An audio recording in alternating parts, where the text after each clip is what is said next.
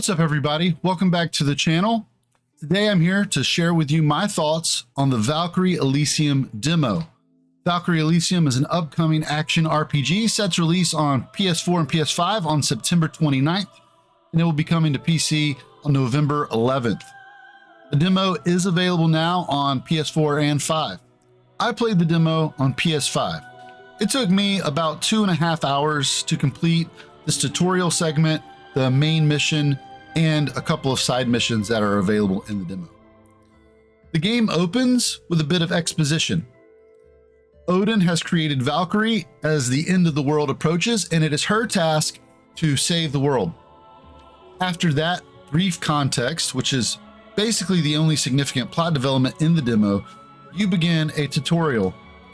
The tutorial was honestly my favorite part of the demo. The big reason for this is because it actually allows you to start with some of the features that you will unlock later as you play the game. In the tutorial section, you start off with the ability to summon some allies to join you in combat. These summons are called Einherjar.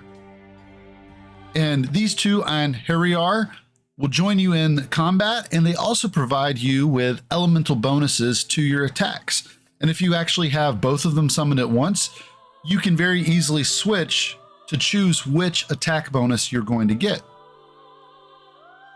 These made for a really interesting part of the combat, and I'm really curious to see how you can customize and make use of different Einherjar throughout the game.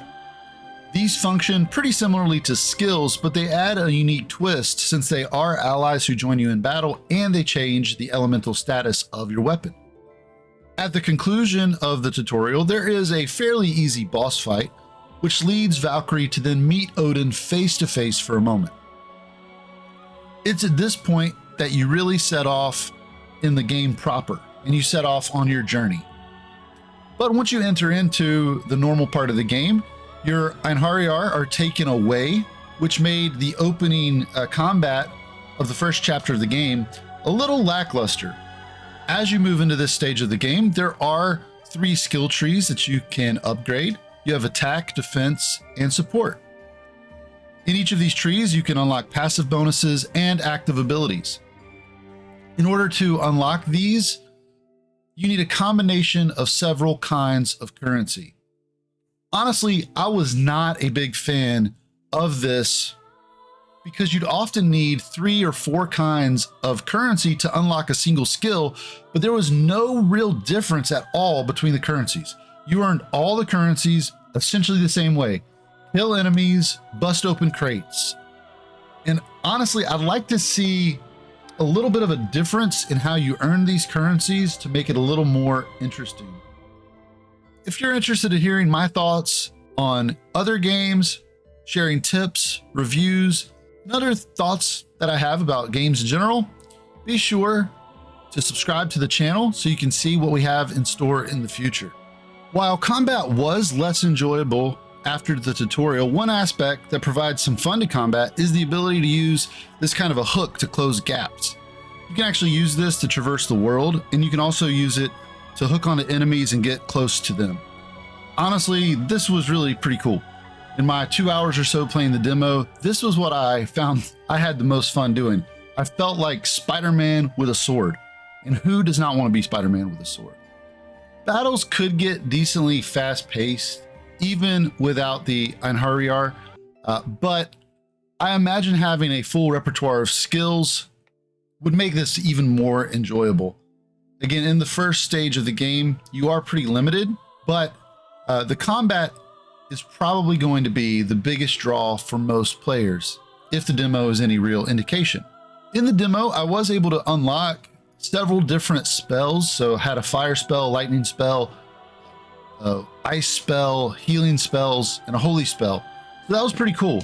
It was nice to see a good variety, and you could actually swap them in and out because you can only have 4 equipped at a time. As the demo comes to an end, you face what is really like your first major proper boss. And defeating this boss unlocks one of the 2 Einherjar that you were able to use in the tutorial. So that's pretty cool. I would assume that as you play through the game, it's through major bosses that you're going to unlock more of these. And so that is something that seems like it would be really cool, but it's a little underdeveloped in the demo. Also in the demo, when defeating this boss, you unlock a second weapon. This weapon is a little bit weaker, but much faster, and it has a different set of combos and moves to go along with it. You can swap freely between your weapons once you unlock that second one. And so after I finished that first boss and I finished that main quest, I had 2 side quests that I was able to do, and I was able to swap between those 2 weapons on the side missions, which was pretty cool. Another thing that stands out in Valkyrie Elysium, in addition to the combat, is the art style. I think this art style is going to be very polarizing for players. I personally did not think that the visuals were very impressive. It is quite stylized, but it tries to have almost like a realistic sort of look to it. I think some people will enjoy it, but honestly, I did not love it. The backgrounds and textures were decent enough, but there was some inconsistency there. The biggest thing with the graphics for me, though, is that Valkyrie always has this kind of black outline on the edges of her character model that really stands out throughout the game. It's an odd but clearly deliberate artistic choice, and it is one that I didn't really care for. People who see the game on PS5 especially, when they see these graphics, are really going to think that these are last gen graphics. There's nothing especially impressive here, even though the art style is kind of nice in the sense that it's colorful and has some creative elements. One last comment about the graphics is that at times the faces and character models are actually just, I would say, unimpressive and looking quite dated. I enjoyed the combat in the demo, but the game honestly feels a little bit empty to me. There are a lot of treasure chests, there are loot systems, there are weapons to upgrade, but the currency used for upgrading weapons are the same currencies used for upgrading your skills, and all of the loot that you acquire is very bland and honestly feels very meaningless. The chests are abundant, but they tend to only contain potions or your currencies for upgrades. There are barrels and crates all over the world that you can smash, get more of these currencies, but at times I really felt like there were way more barrels and crates than enemies, and playing Crate Smasher Simulator is not an enjoyable experience. The upgrades could be pretty cool. They did unlock some neat things, and I would imagine the potential for that even further down the road could unlock some really cool things.